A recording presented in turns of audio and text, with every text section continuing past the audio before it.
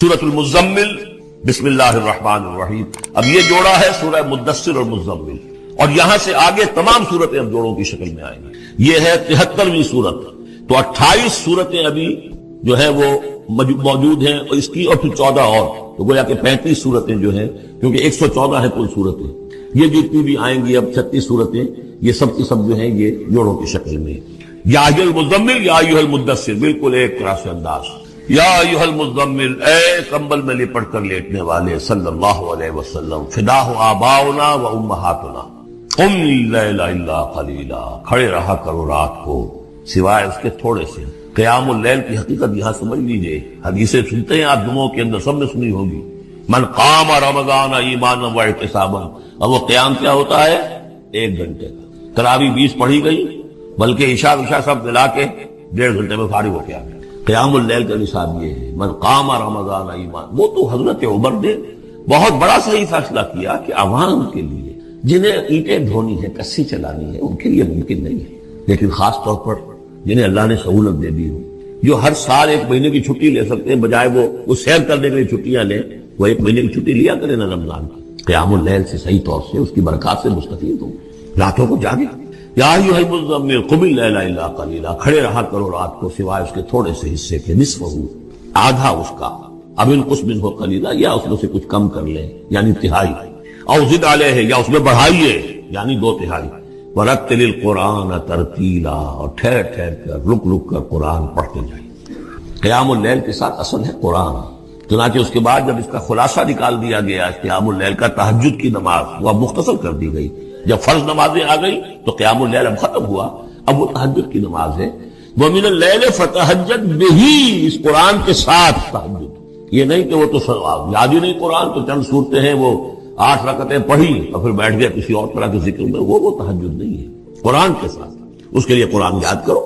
رتل القرآن ترتیلا، ترتیل کہتے ہیں ٹھہر ٹھہر کر ایک لفظ پر غور کرتے ہوئے قرآن کو پڑھنا۔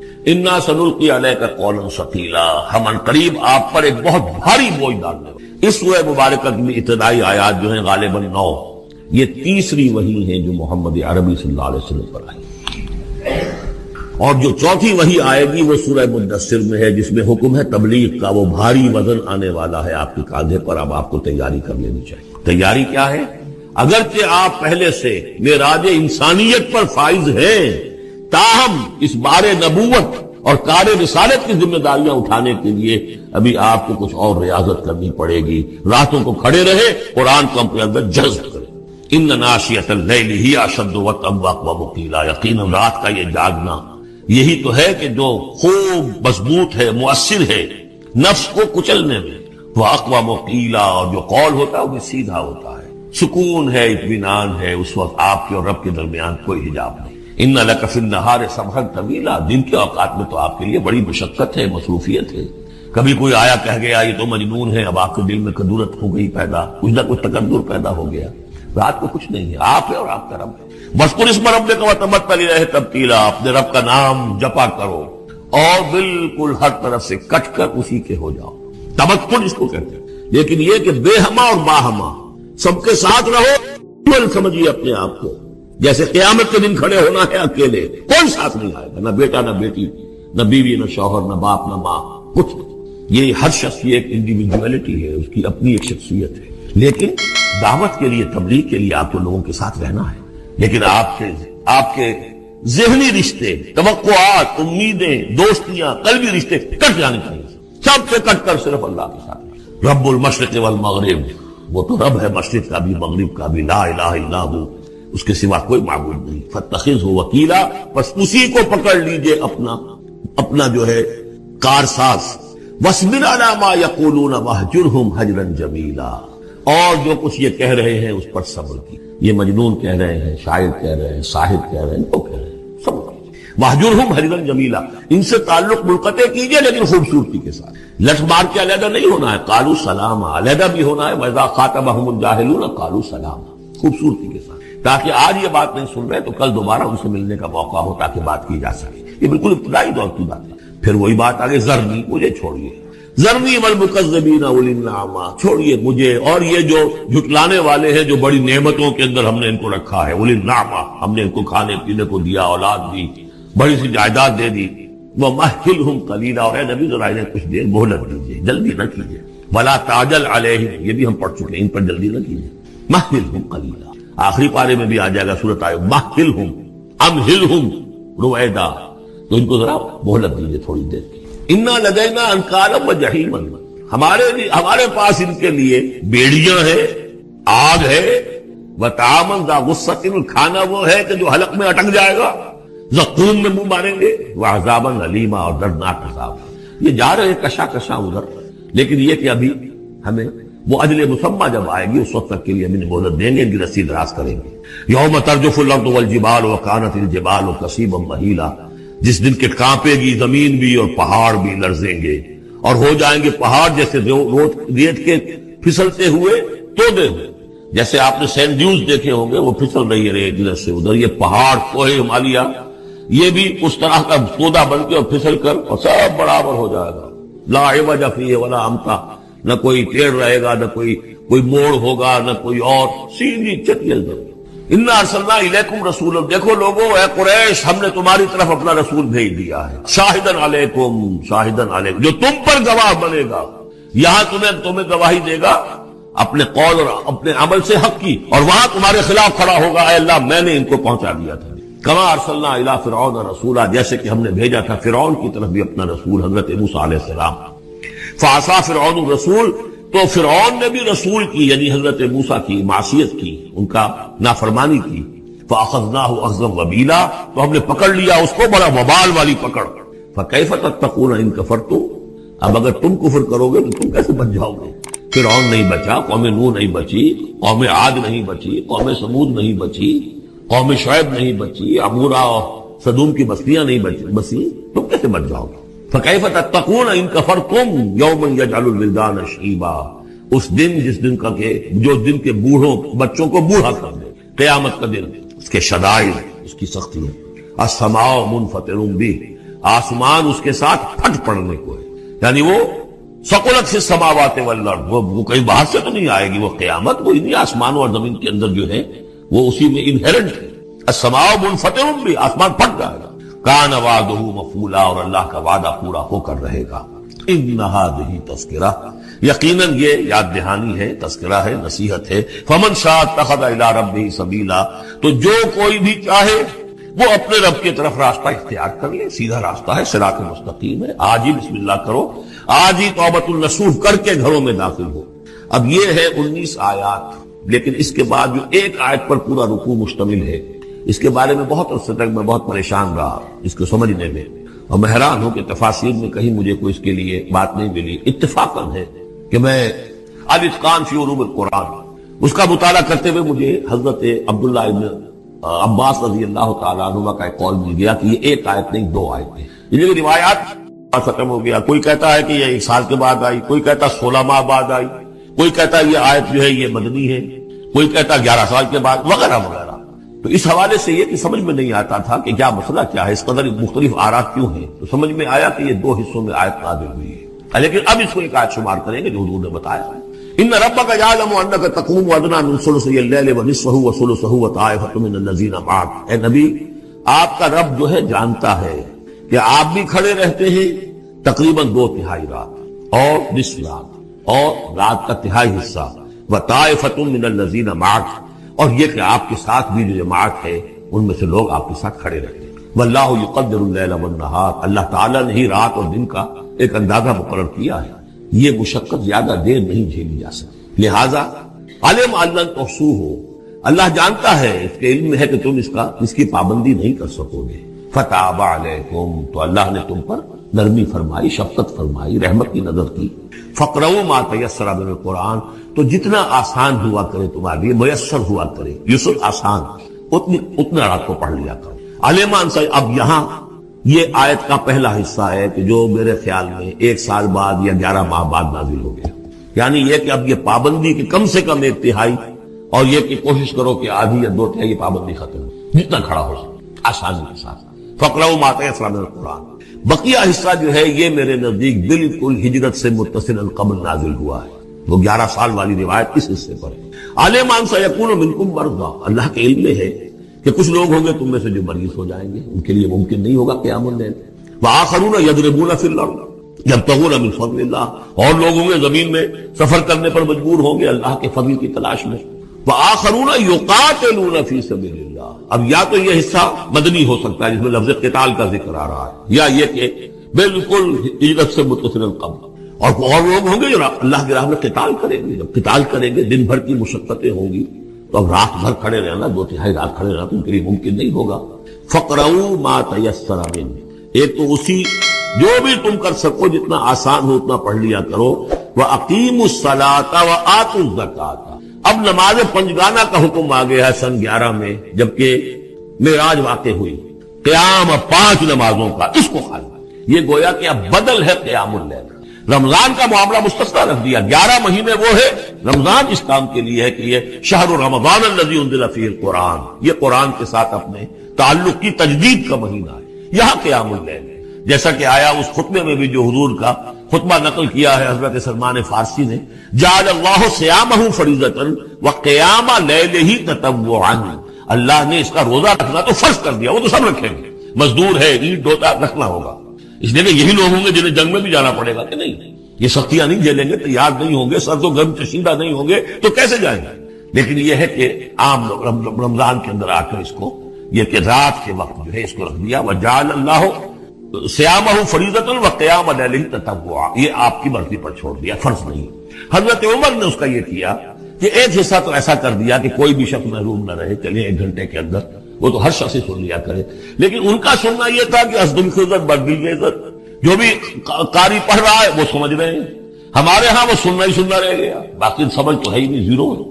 لیکن یہ ہے جو اصل میں خرابی واقع ہوئی، ورنہ واقعہ یہ ہے کہ صرف استماع قرآن ان کے لیے تو بہت بڑی بات ہے، ایک ایک لفظ جو ہے ان کے قلب کے اندر اترتا چلا جا رہا ہے، ان کی اپنی زبان ہے، زبان یار من جو ہے ہمارا والا معاملہ نہیں ہے کہ زبان یار من ترکی ومن ترکی نمی دانم۔ تو فرمایا واقیموا الصلاۃ وآتوا الزکاۃ واقرضوا اللہ قرضا حسنا، اور اللہ کو قرض حسنا دو۔ وما تقدموا لانفسکم من خیر، اور جو بھی تم آگے بھیجو گے اپنی جان کے لیے، اپنے فائدے کے لیے جو خیر بھیجو گے، تجدوہ عند اللہ، اسے موجود پاؤ گے اللہ کے پاس، کس حال میں؟ ہوا خیرن، وہ بہتر ہوگا اس سے جس حال میں کہ تم نے بھیجا تھا اللہ کے پاس، وہ 700 گنا ہوگا، وہ کس نوعیت کا ہوگا؟ خیرن، اس سے بہتر ہوگا جو تم نے دیا تھا، وَأَعْظَمَ أَجْرًا، اور اجر کے اعتبار سے بہت بڑا، وہ مال تو دے گا ہی تمہیں 700 گنا کر کے لوٹا کر دے گا، لیکن اس کے علاوہ اور اجر دے گا اپنے فضل سے، اپنے پاس سے۔ بستغفر اللہ، اور استغفار کرو اللہ سے، ان اللہ غفور رحیم، یقیناً اللہ غفور اور رحیم ہے، بخشنے والا ہے اور رحمت فرمانے والا ہے۔ انسانوں میں نیکی کے بڑے مختلف بلکہ متضاد تصورات جو ہیں۔ پہلی بات تو بڑی اہم یہ ہے کہ برے سے برا آدمی بھی نیکی کے کسی نہ کسی کام کو سر انجام دے کر اپنے ضمیر کو مطمئن، میں ڈاکہ تو ڈالتا ہوں لیکن بیواؤں اور غریبوں کی مدد بھی تو کرتا ہوں، میں فلاں کام تو کرتا ہوں لیکن فلاں مزار پر جا کر میں نے چادر بھی تو چڑھائی ہے، وہاں دیگ بھی تو پیش کی ہے، اس کی وجہ کیا ہے؟ ابھی جس چیز کا ذکر ہو رہا تھا ضمیر، کانشنس، یہ انسان کی باطنی شخصیت کا ایک بہت اہم جز۔ ضمیر کا لفظ اس معنی میں قرآن میں نہیں آیا ہے، لیکن قرآنی اصطلاح ہے نفس لوامہ، وہ نفس جو اندر سے ملامت کرتا ہے۔ دیکھو تم نے جھوٹ بولا، تمہیں جھوٹ نہیں، کسی اور نے ملامت کی یا نہیں کی، تمہارے اندر کوئی شے ہے جو ملامت کرتا ہے۔ دیکھو تم نے فلاں شخص کا دل توڑ دیا، یہ اچھا کام، یہ ہے لوامہ، جس کی قسم کھائی گئی، لا اقسم بیوم القیامت ولا اقسم بالنفس اللوامہ۔ یہ نفس لوامہ ہر انسان میں ہے، اور جیسے ہمارے ظاہری وجود کے تقاضے ہیں، بھوک لگتی ہے، پیاس لگتی ہے، اسے کپڑے کی ضرورت ہے، موسمی اثرات سے بچاؤ، یہ جو مانوی شخصیت ہماری اندر ہے یہ بھی کچھ ڈیمانڈ کرتی ہے، اور انسان اپنے آپ کو مطمئن کرتا ہے، ریشنلائز کرتا ہے، ٹھیک ہے یہ تو خرابیاں ہیں لیکن میں نے یہ کام بھی تو آخر کیے ہیں، یہ انسان کی ایک لازمی ضرورت اپنے ضمیر کو۔ اب دیکھیے ہمارے ہاں کے مختلف طبقات میں مختلف تصورات ہیں نیکی کی جو رائج ہے۔ ہمارے ہاں ایک مذہبی طبقہ ہے جس کے نزدیک اصل اہمیت ریچولز کی ہے، عبادات کی ہے، رسومات کی ہے، معاملات میں وہ دھوکہ دے رہے ہیں، سودا کر کے پھر گئے، ان کے دلوں میں نرمی نہیں ہے، سائلوں کو دھتکارتے ہیں، لیکن ایک اعتبار سے بہت نہیں، سودی کاروبار کرتے ہیں، ٹھیک ہے بھائی میں سودی کاروبار تو کرتا ہوں، میں نے مسجد میں تو بنوائی ہے، میں نے مسجد میں جھاڑ بھی تو لگوا دیا ہے، میں نے مسجد میں قالین بھی تو بچھوایا ہے. تو نیکی کا ایک تصور، اس کے بالکل برعکس ایک تصور ہے جدید تعلیم یافتہ طبقات پر. آپ نے بارہا سنا ہوگا بھائی اصل نیکی یہ ہے کہ کوئی کسی کو دھوکہ دے، جھوٹ نہ بولے، وعدہ پورا کر، اپنا فرض صحیح طور سے ادا کرے، کہیں ملازم ہے تو اپنے فرائض صحیح طور سے. باقی رہ گئی نماز روزہ، یہ تو انفرادی باتیں ہیں، یہ کوئی کرتا ہے تو اپنے لیے، نہیں کرتا ہے تو کوئی بات نہیں. یہ دونوں ایک دوسرے کے بالکل برعکس ہیں. اور یہ ہمارے معاشرے میں جدید تعلیم یافتہ طبقات کا تصور نیکی اور ہمارے قدیم علماء اور ان کے زیر اثر جو عوام ہے ان کے نیکی میں یہ زمین و آسمان پر. آپ کو معلوم ہے کہ اپنی جسم فروش عورتیں جو ہیں وہ بھی نیکی کا کوئی کام کرتی ہیں. آپ دیکھیں گے محرم میں سیاہ کپڑے پہن کے جلوس کے آگے آگے جا رہے ہیں، سبیلے لگا رہے ہیں. مختلف مزاروں میں جب عرس ہوتا ہے وہاں جاتی ہے، دھمال کھیلتی ہے، وہی سیاہ کپڑے پہن، وہ بھی اپنے آپ مطمئن ہے. مشہور ہے ایک واقعہ شہنشاہ عالمگیر اورنگزیب کا. اس نے دلی میں گانے بجانے پر پابندی لگا دی. اب ظاہر بات ہے جن کا یہ پیشہ تھا ان کا دھندا ختم تو آمد لاکھ کوششیں کی لیکن اورنگزیب دس سے بس نہیں. انہوں نے ایک عجیب ترکیب، وہ دریائے جمنا بالکل ساتھ بہتا تھا، یہ اگلا اس شکل میں، اب تو ذرا فاصلہ. تو ایک کشتی میں وہ جمع ہو گئے، سازندے بھی اور ساز بھی اور گاتے بجاتے ہوئے. انہیں معلوم تھا فلاں وقت جو ہے بادشاہ جھروکے میں بیٹھ کر دریا کی سیر کرتا ہے، وہاں سے گزرے اور ایک شعر گاتے ہوئے گزرے. در کوئے نیک نامی مارا گزر نہ دارم، گر تو نمی پسندی تقدیر قدارا. در کوئے نیک نامی، یہ نیکی جو ہے اس کے کوچے میں ہمارا گزر ہی نہیں. در کوئے نیک نامی مارا گزر نہ دارم، یہ تو اللہ کی طرف سے فیصلہ ہے، اس کی مقرر کردہ تقدیر ہے. گر تو نمی پسندی تغییر کل قضارا، اگر تجھے پسند نہیں ہے تو تقدیر بدل دے. تو بادشاہ ہنس پڑا اور اس نے کہا کیفیت میں نماز میں تہجد میں قرآن کی تلاوت کر رہے تھے. اور ظاہر بات ہے ان کے گھر ایکڑوں میں بنے ہوئے نہیں تھے، ایک ایک کمرہ، ایک ایک کوئی حجرہ، ایسے تو گھر تھے نا صحابہ کے. لہذا حضور پاس سے گزرے، آواز آئی، کافی نے سنتے رہے. اس کے بعد آپ تشریف لے گئے، صبح فجر میں ملاقات ہوئی تو حضور نے تحسین کے انداز میں فرمایا یا ابا موسیٰ انک قد اوتیت مزمارا من مزامیر آل داؤد. اے ابو موسیٰ تمہیں تو آل داؤد کے سازوں میں سے ایک ساز اللہ نے عطا فرما دیا.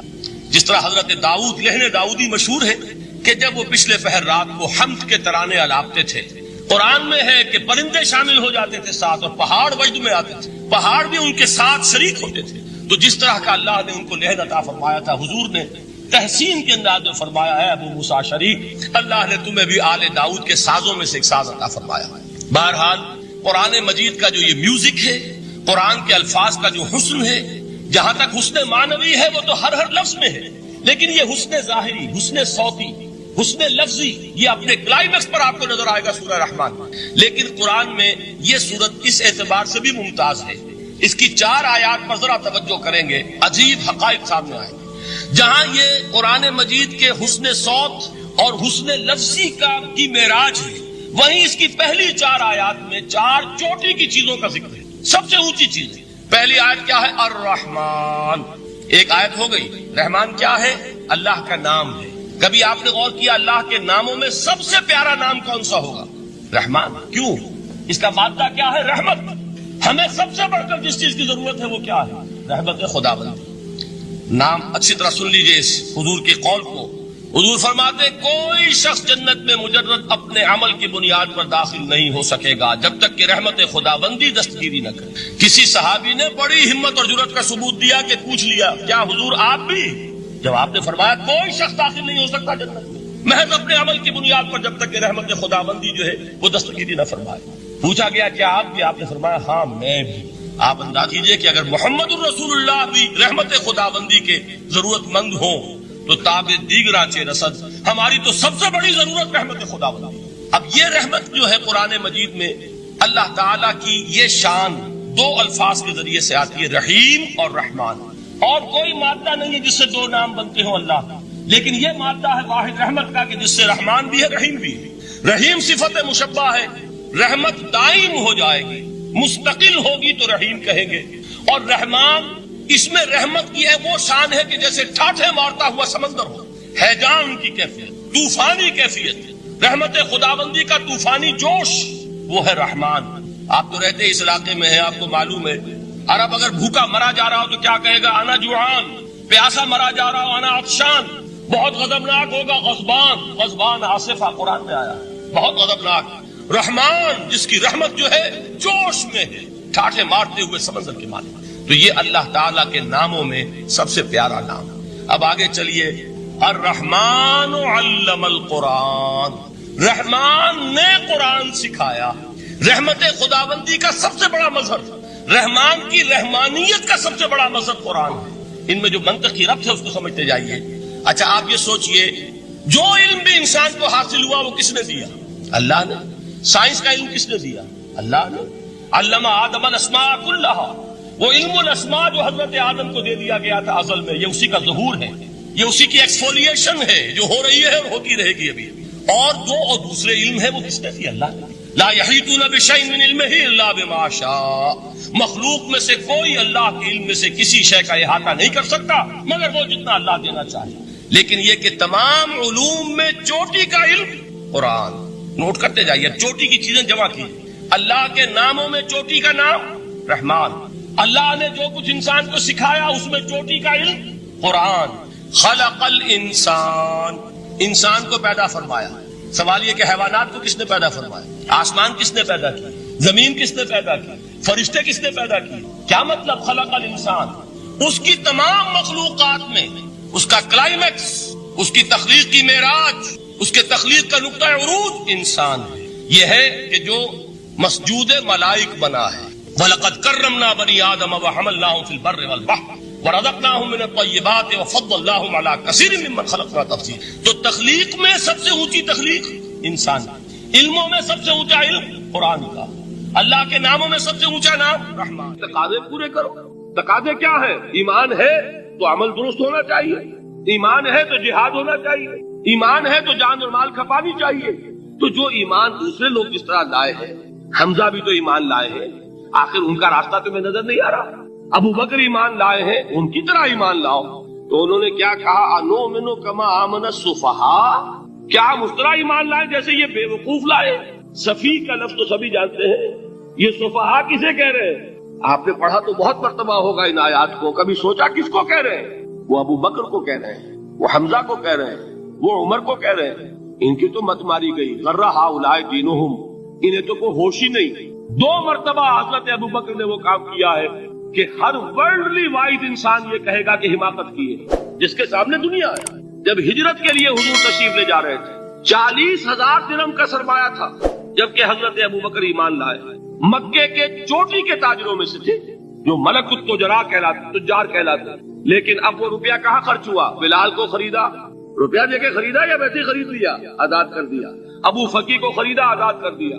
6 ہے غلام اور کنیزیں محمد رسول اللہ پر ایمان لانے والے، جن کو ابو بکر نے اپنے پیسے سے خریدا اور آزاد کیا۔ یہ روپیہ تو پگھل رہا ہے نا، جو تھوڑی بہت پونجی رہ گئی ہے۔ تو جب حضرت حضور ہجرت کے لیے تشریف لے جا رہے، وہ ساری پونجی اپنے ساتھ لے گئے، گھر والوں کو چھوڑ کر گئے۔ بوڑھا باپ، اندھا ابو قحافہ، بعد میں وہ بھی ایمان لے آئے۔ اور یہ ابو بکر ہیں کہ جن کی 3 نسلیں ایک وقت میں موجود تھی مسلمانوں کی۔ ابو قحافہ مومن، ابو بکر مومن، اور ابو بکر کی اولاد مومن، عائشہ، اسماء اور ابو بکر اور عبد الرحمن ابن ابی بکر۔ یہ کون ہے؟ تو 3 نسلیں جس کی بیک وقت رہی ہیں ایمان میں، وہ شاذ لوگ ہیں، ان میں ابو بکر۔ لیکن یہ کہ اس وقت تک ابو قحافہ ایمان نہیں لائے تھے، والد نابینا تھے، تو والد ہے، بیٹیاں ہیں، حضرت عائشہ، حضرت اسماء، حضرت رضی اللہ تعالیٰ عنہما، بیوی ہے، کچھ نہیں چھوڑ کے گئے، ایک پیسہ۔ جب باپ کو معلوم ہوا بیٹا چلا گیا محمد کے ساتھ صلی اللہ علیہ وسلم، شخص غصے میں ہے، پیٹ و تاب میں ہے، اب ہمارا کون والی وارث ہوگا؟ کون ہے ہماری خبر گیری کرنے والا؟ بیٹیوں سے، پوتیوں سے اپنے پوچھتے کچھ چھوڑ کے بھی گیا کہ نہیں؟ ان کا ہاں ابا جان۔ کیا کیا انہوں نے؟ کبھی پڑھے ہیں واقعات؟ کچھ کنکر روڑے لیے، ایک کپڑے میں پوٹلی بنائی اور اندھے دادا کا ہاتھ اوپر پھروایا، دیکھیے دادا جان یہ چھوڑ گئے ہیں، یہ مال ہے، یہ سونے اور چاندی کے سکے ہیں، ابا جان ہمیں ایسے نہیں چھوڑ کر گئے۔ واقعہ کیا ہے کہ ایک پیسہ نہیں چھوڑا ابو بکر نے گھر والوں کے لیے، سب کچھ لے گئے کہ کیا پتا محمد کے ساتھ جا رہا ہوں، کس وقت کیا ضرورت پیش آ جائے صلی اللہ علیہ وسلم۔ تو یہ کوئی عقل مندی کی بات ہے؟ اپنے غریبانوں میں جھانکی، آپ یہ عقل مندی کریں گے؟ کہیں چاہے نہ، یہ بات دوسری ہے، لیکن یہ کہ اس کو کون ہم میں سے عقل مندی کہے گا؟ اسی طریقے سے جب غزوہ تبوک کا وقت آیا، وہ واقعہ تو بہت مشہور ہے۔ حضرت عمر فرماتے ہیں کہ اس زمانے میں میرے پاس اتفاقاً پیسہ بہت تھا. میں نے یہ سوچا دل میں کہ اس مرحلے پر تو میں ابو بکر سے بازی لے جاؤں گا. مسابقت ان میں بھی تھی لیکن نیکی کی مسابقت, خیر کی مسابقت, انفاق فی سبیل اللہ کی مسابقت. تو میں نے سوچا کہ میں بازی لے جاؤں گا. میں نے کیا کیا, کل دولت جو تھی اس کے 2 حصے کیے. ایک حصہ گھر رکھا اور ایک لا کے حضور کی خدمت میں پیش کر دیا. حضور نے پوچھا کہ عمر گھر والوں کے لیے کچھ چھوڑا, کہ جی ہاں نصف کیا میں نے, نصف اللہ کی راہ میں حاضر ہے, نصف چھوڑا ہے. ٹھیک ہے. اب وہ آئے ابو بکر, پوچھا حضور نے ابو بکر گھر والوں کے لیے کچھ چھوڑا, کہ نہیں, صدیق کے لیے ہے خدا کا رسول بس. گھر میں اللہ اور اس کے رسول کے نام کے سوا کچھ نہیں تھے. یہی ہے نا, پروانے کو چراغ ہے, بلبل کو پھول بس, اور صدیق کے لیے ہے خدا کا رسول بس. مجھے گھر والوں کے لیے کچھ نہیں چاہیے. یہ کام جو ہے تو یہ جن کا ہم اس وقت ذکر پڑھ رہے ہیں منافقین, ان کے نزدیک حماقت تھی یا عقل مندی تھی, یہ سمجھداری تھی یا بے وقوفی تھی؟ وہ ہے جو بات کہہ رہے ہیں کہ جب ان سے کہا جاتا ہے ایمان لاؤ بھلے لوگوں کی طرح جیسے دوسرے لوگ ایمان لائے ہیں, تو کیا کہتے ہیں, انؤمن کما آمن السفہاء الا انہم هم السفہاء ولکن لا یعلمون. آگاہ ہو جاؤ, اصل احمق یہ ہے, اصل بے وقوف یہ ہے, انہیں نہیں پتا کہ حقیقت کیا ہے, نفع کیا ہے, نقصان کیا ہے. وہ جو بات میں نے سورۃ العصر میں بیان کی تھی, والعصر ان الانسان لفی خسر الا الذین آمنوا وعملوا الصالحات وتواصوا بالحق وتواصوا بالصبر. جس کے ذہن اور قلب پر یہ صورت کندہ ہو جائے گی, اس کے نزدیک عقل مندی یہ ہے کہ سب کچھ اللہ کی راہ میں لگا دو. جس کے دل میں یہ بات بیٹھی نہیں, اس کے لیے عقل مندی یہ ہے کہ بچا بچا کر رکھو, چھپا چھپا کر رکھو, سنبھال سنبھال کر رکھو. عقل مندی کا اس میں تقاضا کچھ اور, اس میں تقاضا کچھ اور. لیکن یہاں بھی فرمایا ولکن لا یعلمون, انہیں ابھی علم نہیں ہے اس کا. اس سے پہلی آیت میں بھی فرمایا ولکن لا یشعرون, انہیں شعور نہیں ہے. دیکھیے میں آپ کو بتا رہا تھا یہ وہ غیر شعوری نفاق ہے, یہ بڑھتا چلا جا رہا ہے. پہلے جھوٹا بہانہ تھا, پھر جھوٹی قسمیں ہوئی, پھر دشمنی ہو گئی صادق الایمان, جو جان اور مال لگا رہے ہیں, نچھاور کر رہے ہیں, پروانہ وار اللہ پر, اللہ کے دین کے اوپر نثار کر رہے ہیں اپنے آپ کو. ان سے عداوت, ان سے دشمنی, ان کا بغض, یہ 3rd سٹیج تک پہنچ گئے. اب بھی وہ اپنے آپ کو منافق نہیں سمجھتے, وہ سمجھتے عقل مند تو ہمیں, یہ تو بے وقوف ہے. ہم ہیں اصل میں بھائی, سمجھ کے چلنا چاہیے, تیل دیکھنی چاہیے, تیل کی دھار دیکھنی چاہیے, دائیں بائیں دیکھنا چاہیے, حفاظت کا بھی خیال ہونا چاہیے. یہ ساری چیزیں تو عقل مندی ہے نا دنیا کے اعتبار سے. تو وہ تو انہیں بے وقوف سمجھ رہے ہیں, اپنے آپ کو منافق کہاں سمجھیں گے. چاہیے ٹھیک ہے بھائی, دین بھی چاہیے لیکن دنیا کی فکر بھی چاہیے کہ نہیں. یہ آپ کہتے ہیں کہ نہیں کہتے؟ یہ تو بات آپ نے بہت دفعہ سنی بھائی, ٹھیک ہے دین بھی ہونا چاہیے لیکن دنیا بھی تو ہونی چاہیے کہ نہیں. یہ ہے سمجھ دنیا کی, یہ ہمارے معیارات ہیں. یہی وجہ ہے کہ دین ذلیل سے ذلیل تر ہو رہا ہے. دین وہ جو میں نے حال ہی کے اشعار سنائے تھے کہ پستی کا کوئی حد سے گزر نہ دیکھے, اسلام کا گر کر نہ ابھر نہ دیکھے, مانے نہ کبھی کہ مد ہے ہر جزر کے بعد دریا کا ہمارے جو اتر نہ دے. یہ دریا چڑھا کب تھا, جب صحابہ کرام نے وہ فینیٹسزم جس کو آج ہم کہیں گے, اس کا جب مظاہرہ کیا, اس کا ثبوت دیا, دامے جرمے سخنے, جان مال